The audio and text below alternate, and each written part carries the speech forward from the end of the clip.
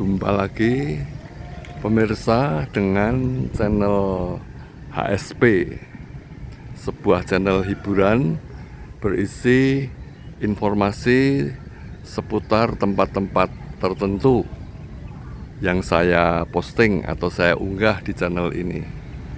Semoga informasi yang saya bagikan ini bisa bermanfaat bagi para pemirsa dimanapun.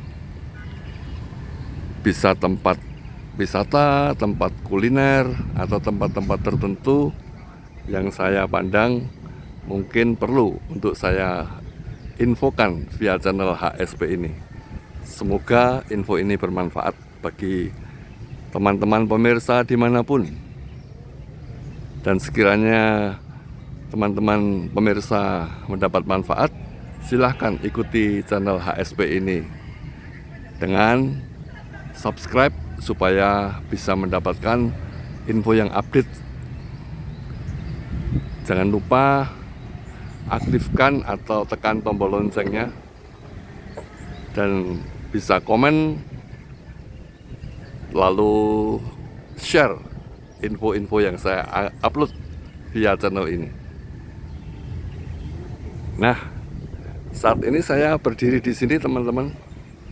Itu di depan itu adalah Gedung Agung atau Istana Kepresidenan yang ada di jantung pusat kota Jogja, dekat dengan kawasan titik 0 km ya, berada di sebelah selatan jantung Jogja yang satunya, yaitu di Malioboro.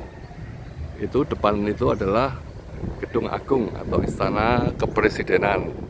Nah, saya ada di halaman ini, dan ini yang akan saya informasikan kepada teman-teman pemirsa. Nah, ini adalah kawasan, nah ini teman-teman, ini museum peninggalan zaman Belanda mungkin ya.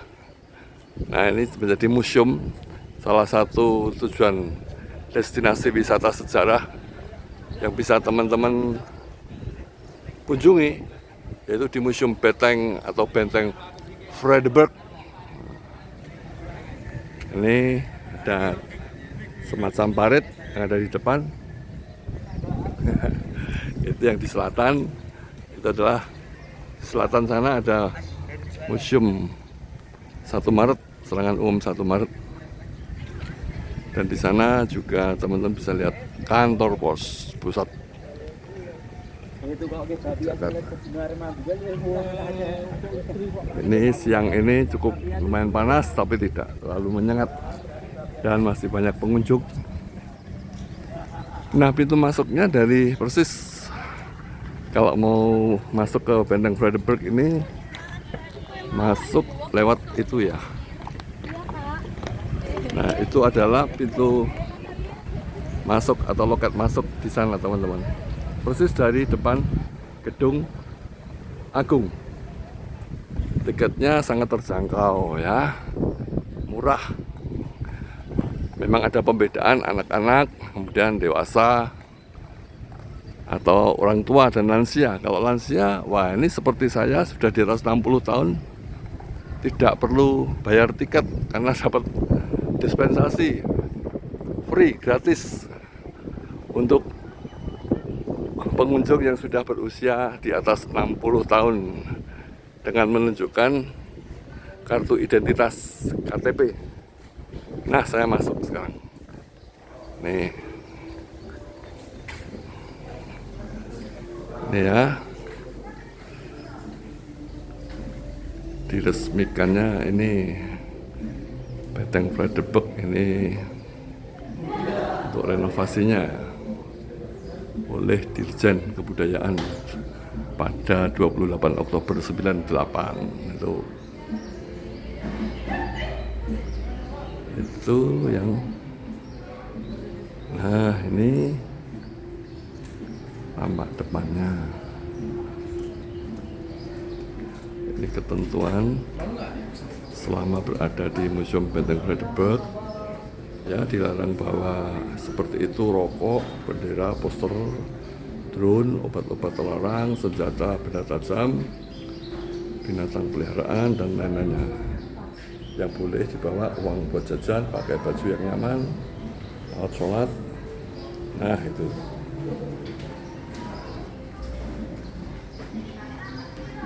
Nah, ini pintu gerbang utama barat nih ya, ada plakatnya di situ. Apa yang ada di museum ini? Mari kita lihat. Di situ souvenir shop, ya, souvenir shop untuk kita bisa membeli barang-barang souvenir untuk oleh-oleh.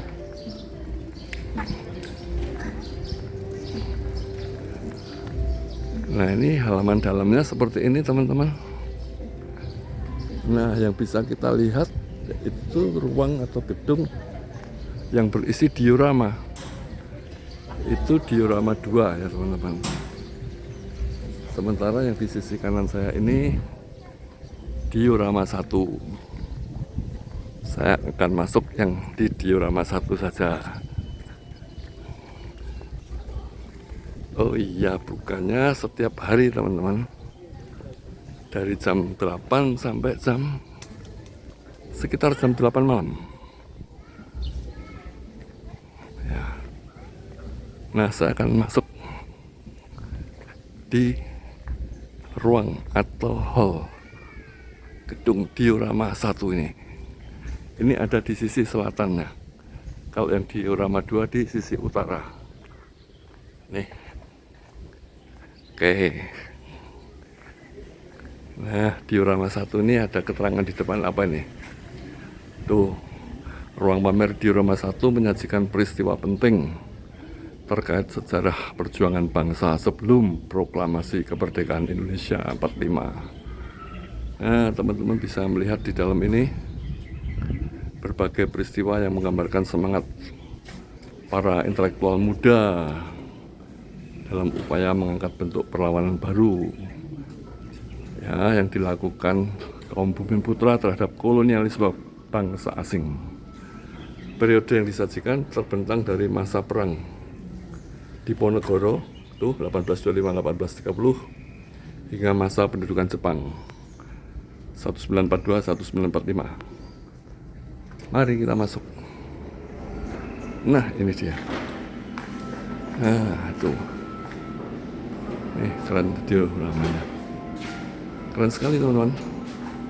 Perjuangan Diponegoro bisa kita lihat di sini. The Magic Wall of Pangeran Diponegoro.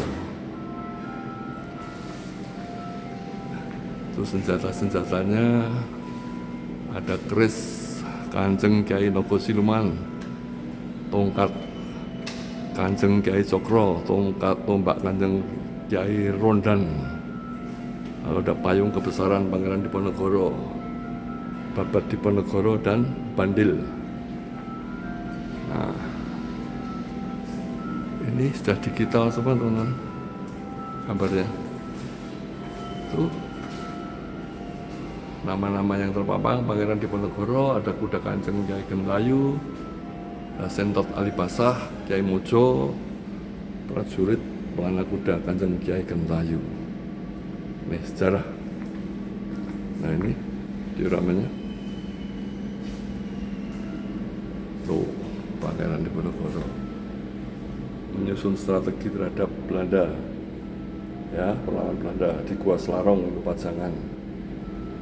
Tuh, wah, itu di Gua Selarong, teman-teman, ceritanya.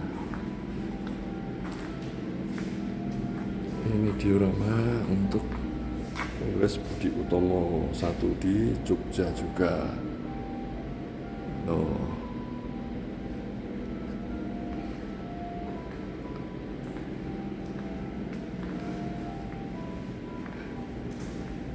Ini tadi ya, bisa digital, bisa dilihat bagaimana Pangeran Diponegoro menyusun strategi perlawanan terhadap Belanda. Ya, ada biografi Gua Selarong, Jebakan Perundingan Kedu. Ini lahirnya organisasi Muhammadiyah. Ini dioramanya. Ya. tepatnya itu di Kauman, Gondomanan, pada 18 November 1912. Nah, ini dia.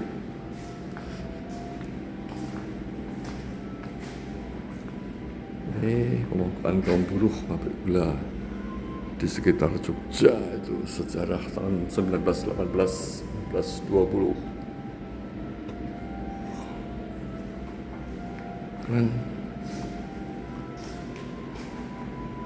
Keren sekali. Nah, ini apa?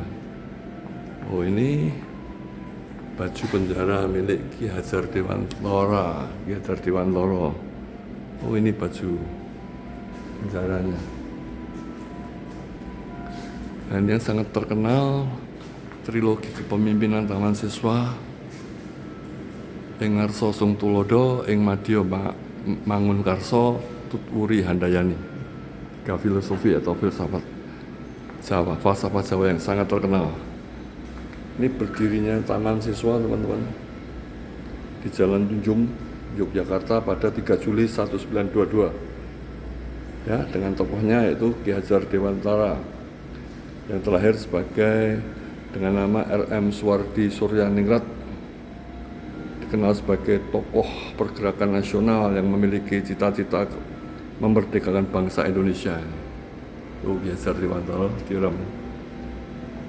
Nah, ini sekilas saya dari Benteng Frederik. Masih banyak, nanti di diorama 2 juga ada. Ya, keren sekali. Nah, silahkan teman-teman dari luar Jogja saat berliburan kunjungi saja Benteng Frederik ini. Berwisata sekaligus kita bisa belajar sejarah. Nah, ini diorama tentang Kongres Young Java di Jogja 25-31 Desember tahun 1928. Nah, semoga info yang saya sampaikan melalui tayangan kali ini bisa bermanfaat. Senang sekali bisa belajar sejarah di sini. Penobatan Sri Sultan Hamengkubuwono ke-9 ini dioramanya. Nah, ini ada lambang-lambang ya, lambang keraton Ngayuk Jakarta Hadiningrat di era Sultan Hamengkubuwono ke-8. Ini di era Hamengkubuwono ke-9, H9. Dan ini yang sekarang di era Sri Sultan Hamengkubuwono ke-10.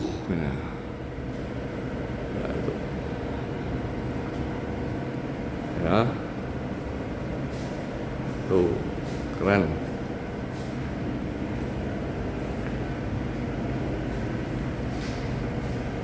Ini masuknya tentara Jepang ke kota Jogja. Nah, demikian kali ini info ini saya sampaikan. Oh, ini satu lagi, saat pembangunan Selokan Mataram dibangun tahun 1942 sampai 1944. Selokan yang sangat panjang yang ada di Jogja. Ini Nara Karya Selokan Mataram. Baik, saya akhiri sampai di sini dulu. Semoga info ini bermanfaat. Sekali lagi, jika bermanfaat silahkan teman-teman share, like, dan berikan komen di channel hiburan ini. Sampai jumpa pada tayangan yang selanjutnya. Salam sehat selalu dan bahagia bersama orang-orang tercinta. Tuhan memberkati. Shalom.